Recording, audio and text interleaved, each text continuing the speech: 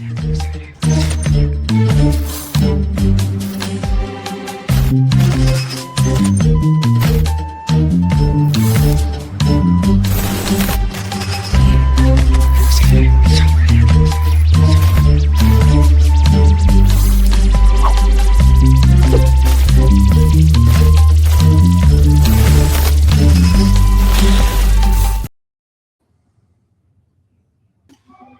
esta hora nos acompaña desde Estados Unidos el embajador de Colombia, Daniel García Peña, para conversar justamente todo el desarrollo que sostuvo la reunión con el presidente Gustavo Petro de Colombia y el presidente de Estados Unidos, Donald Trump. Bienvenido, embajador. Un gusto tenerlo aquí en Alcarajo. Un gusto estar aquí con ustedes en Alcarajo. Embajador, a nosotros nos gustaría que nos conversara sobre ese balance de esa reunión. ¿Qué fue lo que dejó la reunión del presidente Gustavo Petro y el presidente Donald Trump? ¿Y cuál es la hoja de ruta, no? Porque se sabe que se conversa, pero ¿cuál es el camino a seguir? Bueno, en primer lugar, el balance que hacemos es realmente muy positivo. Yo diría que excelente. No solo fue una reunión muy buena porque los temas que se trataron y los contenidos, digamos así, de la conversación, sino por el hecho de que pudieron los dos mandatarios conocerse, hablar tú a tú, conocer más a fondo lo que Colombia viene haciendo en diferentes temas que son también importantes para Estados Unidos, y logró superar un periodo muy tenso, muy difícil de los últimos meses, en la cual pues buena parte de las diferencias que tenemos con Estados Unidos habían llevado a mucha tensión, y eso sin duda es lo más importante. El diálogo entre los dos presidentes ha generado un clima distinto. Yo diría que estamos en una especie de nuevo capítulo de las relaciones desde la reunión hace apenas 15 días. Lo hemos sentido en los intercambios que hacemos con los diferentes contrapartes acá, el Departamento de Estado, de Homeland Security, de Defensa y demás. Y viene una tarea que es importante. Primero, tampoco podemos negar que van a seguir existiendo diferencias.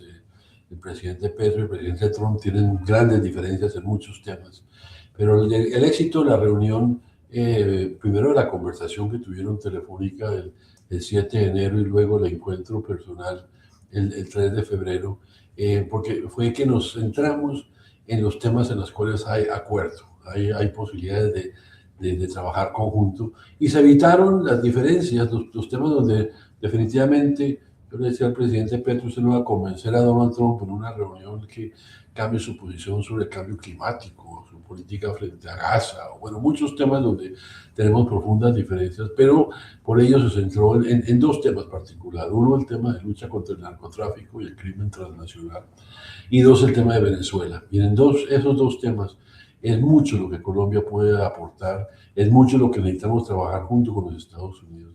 Y por lo tanto, lo que viene por delante es poner eso que se habló en la conversación entre los dos presidentes ya en la práctica. Estamos en las labores, ya hemos hecho ya varias reuniones de seguimiento.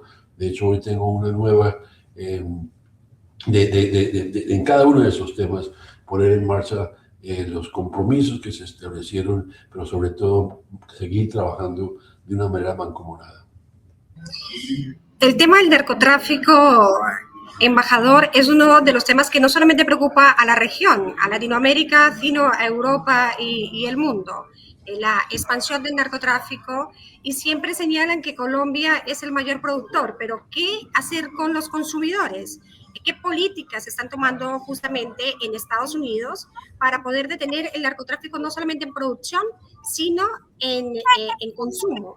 A ver si usted nos puede, digamos, iluminar con las políticas que se estén llevando internamente allí. Sí, es muy importante que yo haga esa pregunta, porque efectivamente una de las cosas que celebramos del gobierno del presidente Trump es que su política de drogas, que realmente hicieron un primer como adelanto el año pasado, pero la semana entrante o la siguiente vayan a hacer presentación formal de la política de drogas hay un gran énfasis en el tema de consumo. De hecho, el número de sobredosis de cocaína y de fentanilo, ambas, bajaron el año pasado con las políticas que están implementando. Pero la verdad sea dicha, si bien es importante que lo pongan en su estrategia y que están dedicándole recursos al tema de reducción de la atención a la drogadicción y reducción de consumo, hay mucho más que debe hacer, porque Estados Unidos sigue siendo de lejos el principal mercado de cocaína. Hay es triste decirlo, pero hay una especie de aceptación social en muchos círculos del poder, porque la cocaína es una droga que particularmente la consumen personas con dinero, brokers de Wall Street, abogados, médicos, etcétera, gente con recursos que pues sigue manteniéndose.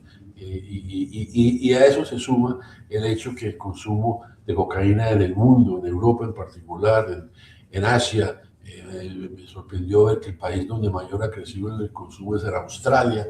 Es decir, el narcotráfico siempre está buscando nuevos mercados y por lo tanto es una amenaza mundial, de tal manera que se están empezando a hacer cosas en este país en relación con el tema del consumo, pero hay mucho más que se debe hacer. Y además tiene que ver con cómo reconocemos que el narcotráfico es un negocio ilícito que evoluciona, que siempre está buscando estar un paso más adelante de lo que hacen las autoridades. De hecho, buena parte de lo que estamos viendo hoy en el mundo de las drogas tiene que ver con los éxitos que ha tenido Colombia en el pasado. Recordemos que hace unas décadas los carteles de Medellín y de Cali eran los que dominaban el mercado de la cocaína, que llevaban la cocaína a los Estados Unidos principalmente, y Colombia logró desmantelar estos carteles, y hoy en día pues tenemos nuevos actores. De hecho, hoy los carteles colombianos producen todavía buena parte de la cocaína, pero el tránsito hacia Estados Unidos y hacia los otros países ya están en mafias de otras naciones, carteles mexicanos, albaneses. Bueno, el presidente Petro ha insistido mucho en que los jefes del narcotráfico, lo que él llama la Junta del Narcotráfico, está por fuera. De hecho, en la reunión con Trump fue muy interesante. El presidente le presentó un cuadro de la información que tenemos de algunas de las cabecillas, y Trump preguntó por qué no los capturan, y Petro le dijo, bueno, porque ellos viven en Miami, en Madrid y en Dubái, y necesitamos que ustedes nos ayuden precisamente para combatirlos. Entonces el carácter transnacional es fundamental. Y finalmente también hay que decir que el presidente Petro ha sido muy claro en decir que las políticas actuales de prohibicionismo pues simplemente no han funcionado. Y es un tema global. Hoy en día, de hecho, los que más defienden el prohibicionismo ni siquiera son Estados Unidos, son países como Rusia, como China, los países árabes y africanos. Entonces tenemos que hacer un trabajo, y se ha venido haciendo un trabajo. El año pasado se logró en Viena, la embajadora Laura Gil en su momento logró que por primera vez Naciones Unidas metiera o aceptara un panel de expertos para evaluar la política antidrogas a nivel mundial, porque al fin y al cabo, claro, Estados Unidos es importante, podemos seguir trabajando con ellos, pero si es un problema global, que si no hay unas políticas también a nivel global, pues la lucha contra las drogas va a seguir siendo una lucha. Embajador, justamente con el tema del narcotráfico, y nos detenemos un poco en esto porque el presidente Gustavo Petro ha anunciado una posible reunión o acercamiento con el grupo o la última guerrilla que podemos decir en Latinoamérica, el ELN, porque el máximo jefe de esa organización ha dicho que ellos no pertenecen a movimientos u organizaciones de narcotráfico, y que los ha invitado justamente a los Estados Unidos y además organizaciones internacionales para que verifiquen desde el terreno que ellos no tienen cultivos ilícitos.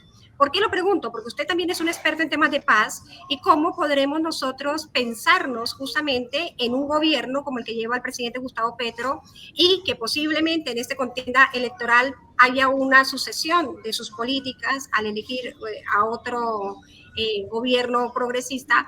cómo pensarnos justamente llegar a una mesa de diálogos con esta organización y poder avanzar para finiquitar este conflicto que tenemos internamente.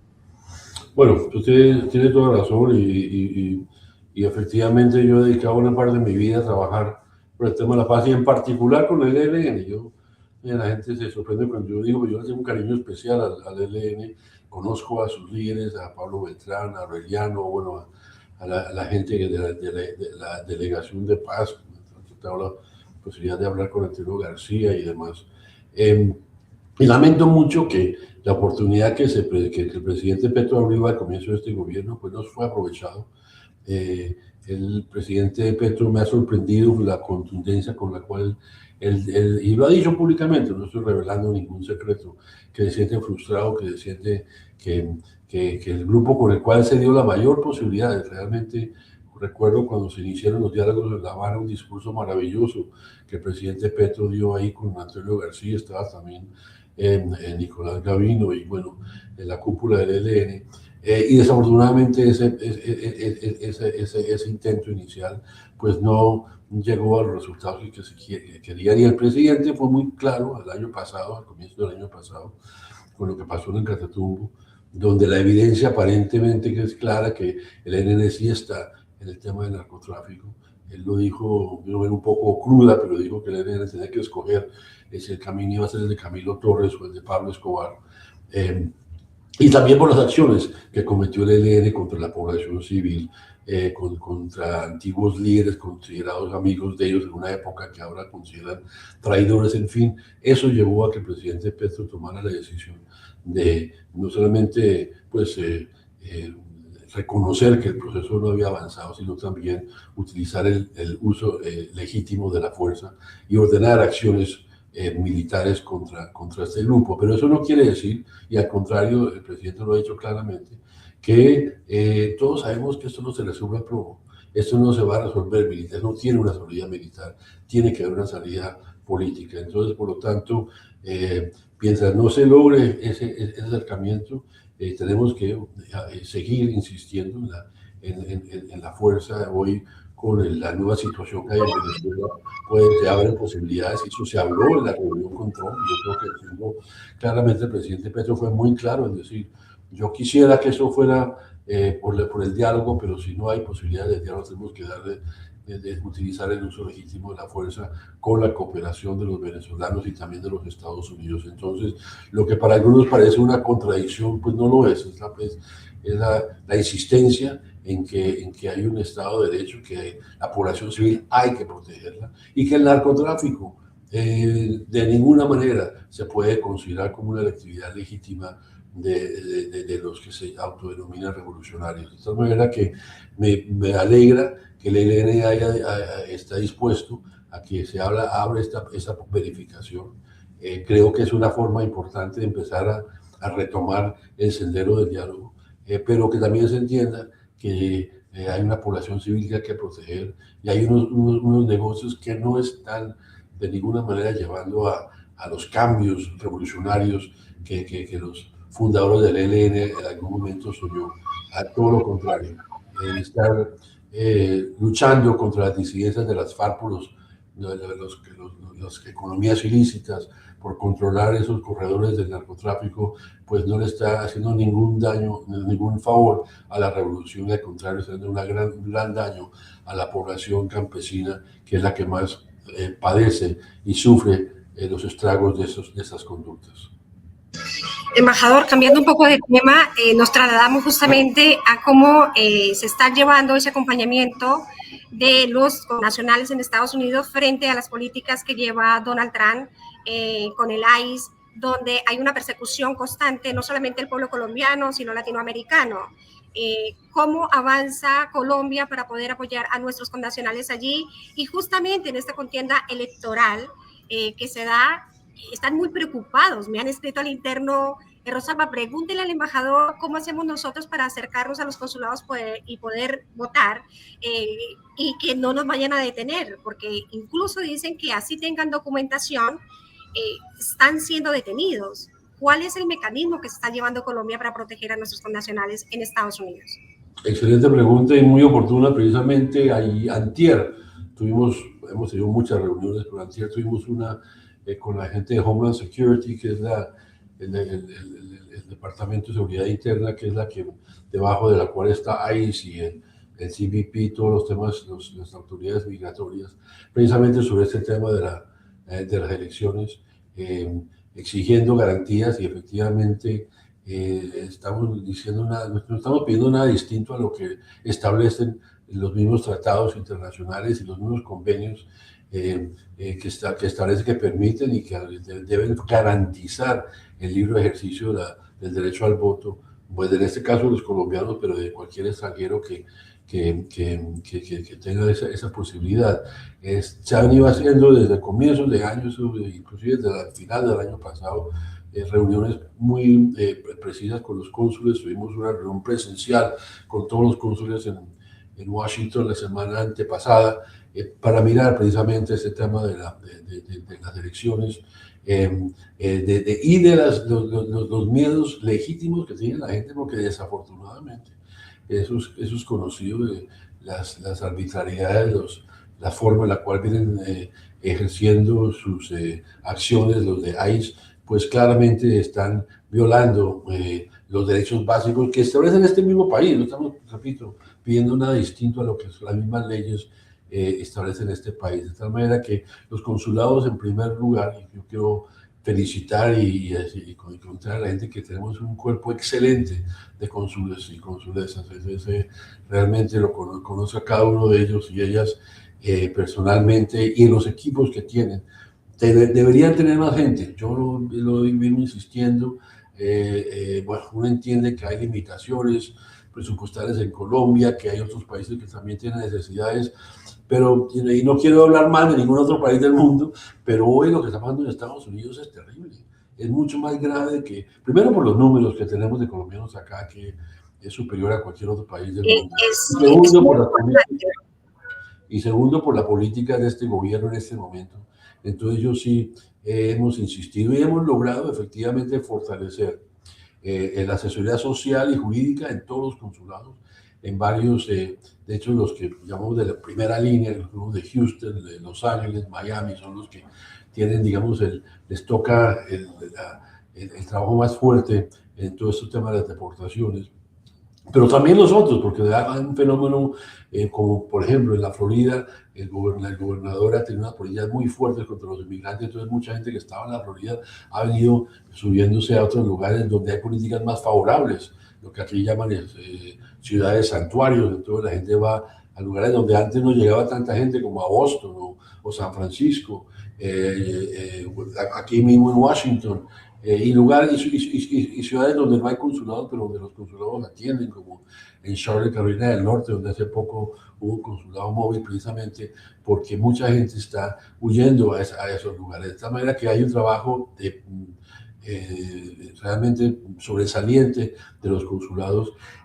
Curiosamente hay una cosa que somos víctimas de nuestro propio invento, digo yo, porque en mucha época yo fui cónsul. ¿Por qué? En París hace unos años, y recuerdo que muchos colombianos que estaban en situación irregular decían, no, es que les daba miedo ir al consulado, porque tenían la idea que los consulados iban a boletearlos, iban a mandar información a autoridades migratorias, y el mensaje que nos mandaba es que no, aquí, primero no lo hacemos, la información del Colombia, los consulados atienden a todo colombiano sin distinguir su situación migratoria. Y le estamos pidiendo a la gente, si usted tiene dudas, si tiene problemas, vaya a los consulados pueden ayudar y están ayudando. Entonces digo que somos víctimas de nuestro propio invento, porque cada vez está llegando más gente a los consulados, pero lo hacemos y verdad, yo lo digo, yo he visitado a cada uno de los consulados una vez al año. Ya de hecho la semana pasada empezamos la segunda gira con Atlanta, y vamos a visitar a cada uno de los consulados, y me siento con la gente, me siento con los connacionales, con las asociaciones que hay en muchos de estos lugares, porque los consulados hacen un trabajo maravilloso, pero nunca van a ser suficientes, y por lo tanto el trabajo de las asociaciones de colombianos en el exterior son fundamentales, y por eso pues hay un llamado para que trabajemos juntos. Yo sé que siempre hay discusiones y debates y demás, pero en este momento de crisis es cuando más nos necesitamos trabajar juntos. Gracias, embajador, por acompañarnos, por su tiempo. Sé que está muy agendado.